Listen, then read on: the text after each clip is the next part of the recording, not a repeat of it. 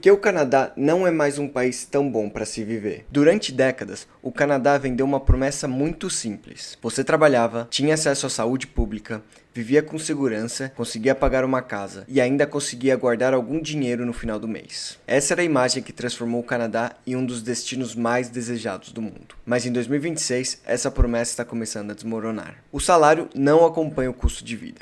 Encontrar uma casa virou uma competição. Conseguir atendimento médico pode levar horas ou meses, e até a sensação de segurança começou a mudar em algumas regiões. Isso significa que o Canadá virou um país completamente ruim? Não, mas significa que ele já não entrega a mesma qualidade de vida que construiu sua reputação. E os próprios dados canadenses ajudam a explicar o porquê. Uma economia que cresce, mas não para você. Quando o governo afirma que a economia canadense está crescendo, existe uma pergunta importante. Crescendo para quem? O PIB total pode aumentar simplesmente porque a população aumentou. Mas quando dividimos essa produção pelo número de habitantes, a situação fica muito menos impressionante. Em valores ajustados pela inflação, o PIB por pessoa no Canadá foi de aproximadamente 60.700 dólares em 2022. Em 2025, estava perto de 60.100 dólares. Houve uma pequena recuperação recentemente, mas o canadense médio continua praticamente no mesmo lugar de anos para trás. Isso ajuda a explicar por que existe uma diferença tão grande entre aquilo que aparece nos números do governo e aquilo que as pessoas sentem no bolso. Em junho de 2026, a taxa de desemprego canadense estava em 6,5%. Entre os jovens chegou a 12,7%. Ou seja, para quem está entrando agora no mercado de trabalho, a promessa canadense é ainda mais difícil. E o próprio Banco do Canadá reconhece que o país sofre com baixa produtividade. Quando a produtividade não cresce, os salários também têm dificuldade para subir de forma sustentável. Outro argumento comum é que a inflação já está controlada. Mas inflação menor não significa que os preços voltaram ao que eram antes. Significa apenas que eles continuam aumentando, mas lentamente. Em julho de 2025, os canadenses estavam pagando 27% a mais pelos alimentos no supermercado do que em julho de 2020. Para uma pessoa que acabou de chegar ao país, talvez esse aumento passe despercebido, mas quem vive aqui há 5 ou 10 anos percebe claramente a diferença. Antigamente, um salário relativamente comum ainda permitia pagar as contas e guardar dinheiro. Hoje, para muita gente, depois do aluguel, supermercado, transporte, seguro do carro, internet e telefone, não sobra quase nada. O problema não é apenas ganhar pouco, é pagar preço de país rico e receber uma qualidade de vida cada vez mais apertada. E nenhum problema representa melhor essa transformação do que a moradia. Segundo a CMHC, o aluguel médio pago por um novo inquilino por um apartamento de 2 quartos em Toronto era de aproximadamente 2.110 dólares em 2022. Em 2025, chegou a 2.547 dólares. Isso representa um aumento de quase 21% em apenas 3 anos. É verdade que os preços pedidos começaram a cair em algumas cidades e que a taxa de imóveis vazios aumentou.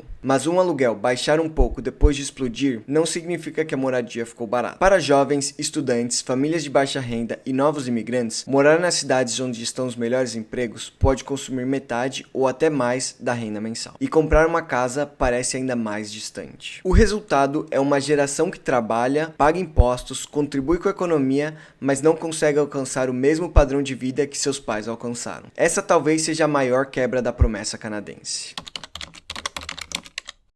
O sistema de saúde canadense é frequentemente apresentado como gratuito, mas um sistema não pode ser considerado verdadeiramente acessível se o paciente não consegue utilizá-lo quando precisa. Nos dados mais recentes do Instituto Canadense de Informações de Saúde, apenas 26,8% dos adultos disseram conseguir atendimento com um profissional de saúde no mesmo dia ou no dia seguinte. Nas emergências, 1 em cada 10 pessoas passou mais de 14 horas no hospital. Isso representa um aumento de 28% em comparação com o período anterior da pandemia. Também continuam existindo longas esperas para cirurgias, exames e especialistas. O Canadá possui médicos, hospitais modernos e profissionais extremamente qualificados. O problema é a capacidade do sistema. A população cresceu, envelheceu e passou a exigir mais atendimento, mas a oferta de profissionais, clínicas e leitos não cresceu na mesma velocidade. A saúde é pública no momento do pagamento, mas a espera também tem um preço.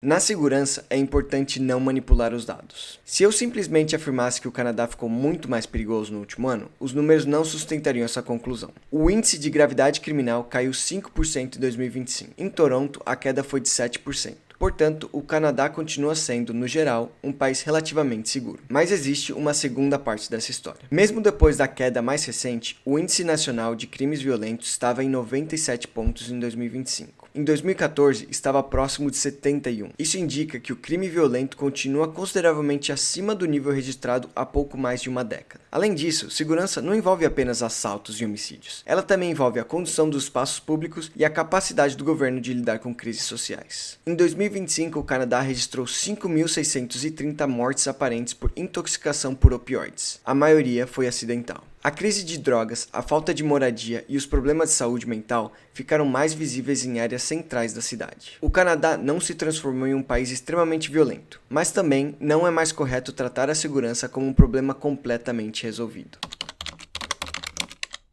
O Canadá ainda pode oferecer uma excelente qualidade de vida para quem possui uma renda alta. Comprou uma casa antes da explosão dos preços, tem estabilidade profissional e conseguiu acesso a um médico de família. O problema é para quem está tentando conseguir essa vida agora. Um jovem entrando no mercado, uma família pagando aluguel ou um imigrante começando do zero enfrentam um país muito diferente daquele vendido nos anúncios da imigração. O sonho canadense não desapareceu completamente, mas ficou mais caro, mais competitivo e acessível apenas para uma parcela da população.